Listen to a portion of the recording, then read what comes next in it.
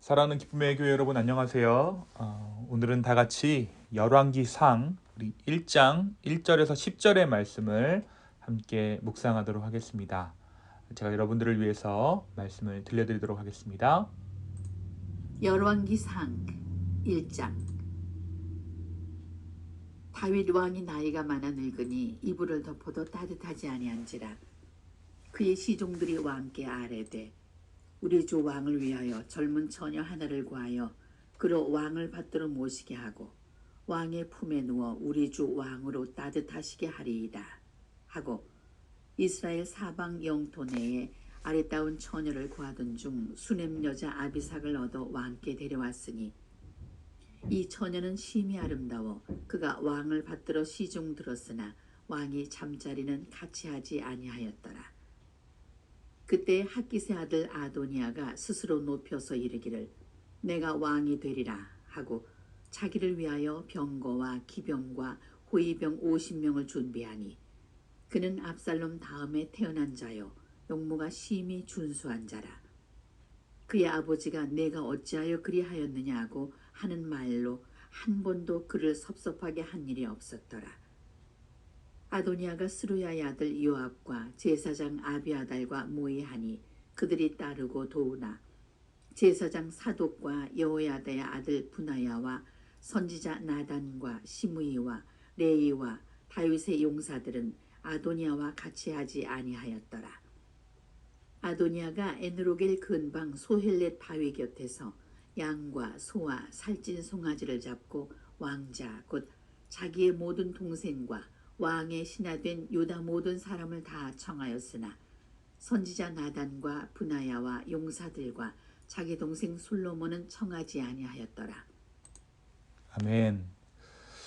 네, 우리가 어제까지 말씀을 통해서 사무엘 하 말씀을 함께 묵상했습니다. 우리 기쁨의 교회가 창세기서부터 이제 특별한 절기를 제외하고는 성경의 순서대로 이 아침 시간을 통해서 말씀을 묵상하고 있는데요. 이렇게 묵상을 하는 이유는 묵상과 함께 성경 천천히 읽기를 진행하기 위함입니다. 성경 한 권을 묵상을 통해 읽어가는 것이죠. 통독도 유익하고 속독도 유익하지만 묵상과 함께 성경 한 권을 읽어나갈 때에 저와 여러분의 영혼에 우리의 영혼에 더욱 큰 유익이 있으리라 믿습니다. 오늘은 다 함께 열왕기상 1장의 말씀을 묵상합니다. 먼저 오늘 말씀은 이 말씀이 이야기하려는 시간적인 배경에 대해서 이야기하고 있어요. 사무엘하 24장에서 다윗의 마지막 말과 다윗이 왕으로 있을 때 마지막으로 임했던 하나님의 징계 이후의 때가 바로 말씀이 이야기하는 시간적인 배경입니다. 다윗은 이제 피가 끓던 청년의 시기를 넘어 중년, 노년을 지나 말년에 이르렀다고 이야기하고 있습니다. 피가 식었다라는 의미일 텐데요. 특별히 이러한 묘사는 더 이상 다윗의 의지로 무언가를 하는 때가 지났다라는 은유적 표현도 될 것입니다. 다윗의 시종들은 말년의 다윗을 위해서 젊은 처자 하나를 구해다가 다윗 품에 안깁니다. 하지만 말씀은 다윗이 그 젊은 여인과 함께 잠자리는 하지 않았다라고 기록하고 있죠. 함께 잠을 잤지만 육체적인 관계를 가지지는 않았다라는 것입니다. 말 그대로 그 젊은 여인은 특별한 보온 수단이 없던 그때에 다윗이 밤을 나기 위한 인간 난로의 역할만을 했던 것입니다. 다윗이 이제 이 땅에서의 삶을 마무리해야 하는 인생의 황혼기에 말씀은 또 하나의 위기 상황을 우리 가운데 전하고 있습니다. 바로 아들 아도니아가 스스로 자기를 높여 왕이 될 것을, 그 야망을 숨기지 않았다라는 것을 오늘 말씀이 기록하고 있습니다.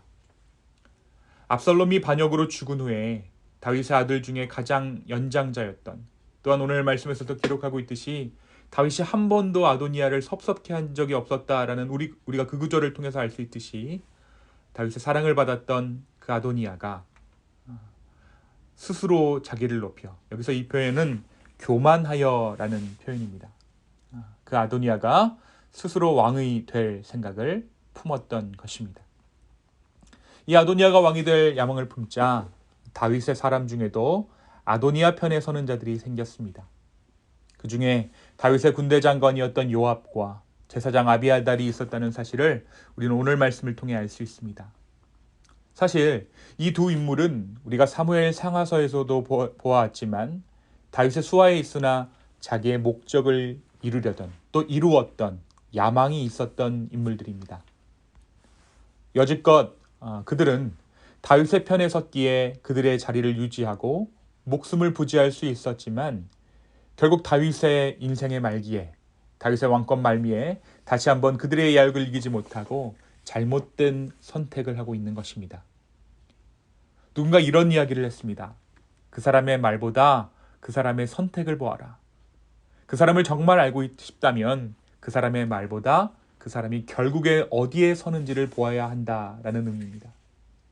그 선택이 그 사람의 진짜 속사람을 보여주는 것이다. 말만 번지르르 하고 마른 정의를 말하는 자들의 그 언변에 속지 말고 정말 그가 무엇을 선택하는지, 결국에는 어떤 자리에 서 있는지를 보라는 것이죠.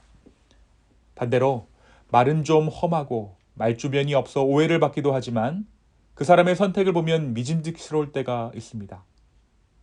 요압은 뛰어난 지략가였고 다윗에게 제안을 서슴지 않는 달변가였지만 결국 그의 마지막 선택을 통해 우리는 그가 충신이 아니라 다윗을 통해 자신의 야망을 채우려던 자는 것을 우리가 알 수 있습니다. 하나님께서 이 마지막 때에, 다윗의 마지막 때에 그의 결국을 드러나게 하신 것입니다. 사랑하는 성도 여러분, 오늘 이 열왕기상 1장의 말씀, 1장 초반부의 말씀이 우리에게 무엇을 말해주고 있을까요? 먼저 우리는 다윗의 마지막 때의 모습을 보면서 인생의 마지막 여정에 대해, 인생이라는 여정의 마지막 때에 대해 우리는 다시 한번 생각해 볼 수 있을 것입니다. 우리가 잘 알고 있듯이 다윗 인생의 가장 취약한 부분이라면 바로 여성 편력이죠. 많은 아내뿐만 아니라 첩을 들였고 또 정욕에 눈이 멀어 살인을 저지르고 밧세바를 취한 것은 다윗의 인생을 이야기할 때 빼놓지 않고 등장하는 이야기입니다. 다윗이 어떤 삶을 살았는가? 수많은 좋은 이야기들이 있지만 특별히 밧세바를 취한 사건을 다윗의 인생 가운데 빼놓고 설명할 수 없다라는 것입니다. 그러나 오늘 말씀은 다윗이 그의 말년에 더 이상 그러한 육체적인 정욕에 휘둘리지 않았다라고 기록하고 있습니다. 물론 이것이 생체적인 능력이 감소되어서 그렇게 한 것일 수도 있습니다. 하지만 나이가 들어 죄를 더 이상 질 수 없게 된 것도 하나님의 은혜입니다. 더욱이 우리는 삶의 마지막 순간까지 하나님 앞에 죄를 범하다 생애를 마감하는 수많은 사람들을 알고 있습니다. 그러나 다윗은 인생의 말기에 그렇게 하지 않았다라는 것이죠. 주변에서 일어나는 일들을 물끄러미 바라볼 수밖에 없는 그러한 상황이 된 것을 오늘 말씀이 은유적으로 보여주고 있는 것이에요. 우리는 삶의 마지막 순간까지 무언가를 내가 할 수 없게 된 것에 대해 감사하는 마음을 가져야 할 것입니다. 내 뜻과 내 힘으로 무언가를 할 수 없을 그때, 그러한 상황에서 부산스럽게 움직이는 것이 아니라 주의 처분을 기다리는 상황, 그것이 우리가 구하는, 우리가 바라보는 성화의 마지막 때가 아닌가 싶습니다. 주변에서 일어나는 상황을 그저 바라볼 수밖에 없다면, 그러한 상황 가운데 우리가 놓여 있다면 우리는 오히려 그 상황 안에서 하나님의 일들을, 하나님께서 하시는 것들을 더욱 명확하게 볼 수 있을 것입니다. 다윗이 젊어서는 압살롬이 반역을 일으켰을 때 다윗이 아직까지 힘이 있었기 때문에 군대를 이끌고 궁을 비웠고 다시 광야에서 하나님의 섭리를 맛봤던 다윗이지만 이제 늙어 아도니아가 반역을 일으키자 더 이상 몸을 일으킬 수 없었던 다윗은 그저 하나님의 일하심을 볼 수밖에 없었습니다.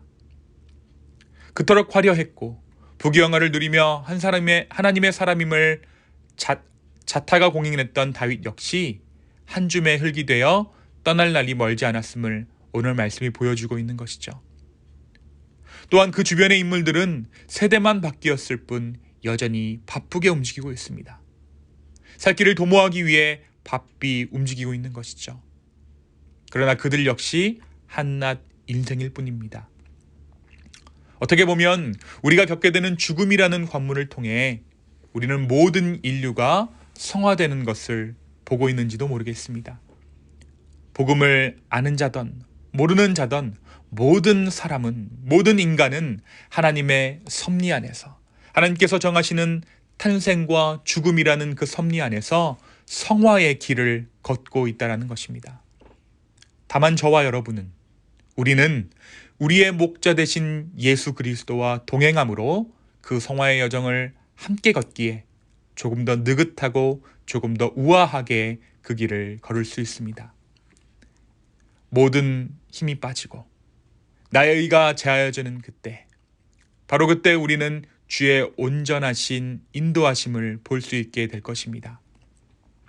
혹여나 우리의 삶 가운데 그러한 상황이 주어졌다면, 물끄러미 그저 바라볼 수밖에 없는 그러한 상황이 주어졌다면 오히려 감사하시기 바랍니다. 바로 그때가 하나님께서 진짜 일하실 때입니다. 내 뜻과 내 의와 내 선택이 아니라 하나님께서 일하시는 것들을 볼 수 있는 그때, 우리가 그 상황들을 통해 오히려 주님께 감사하는 그 순간까지 주님의 은혜를 구하며 갈망하는 저와 여러분 되기를, 기쁨의 교회 되기를 예수 그리스도의 이름으로 축원합니다. 이 시간 함께 기도하겠습니다. 주님, 우리가 다시 한번 주님의 때를 구합니다. 성령 하나님, 하나님의 것들을 우리가 보기를 원합니다. 우리의 몸에 힘이 빠지고 우리가 아무것도 할 수 없는 그때에 오히려 하나님께서 하시는 일들을 우리가 보기를 소망합니다. 주님, 우리의 인생을 주관하여 주시고 우리의 인생 가운데 함께하여 주시옵소서. 모든 것을 주관하시는 이가 하나님이시라는 것을 다시 한번 우리로 하여금 깨닫게 하시고 인정하게 하여 주시옵소서. 감사합니다. 이 모든 말씀 살아계신 예수 그리스도의 이름으로 기도하였습니다. 아멘.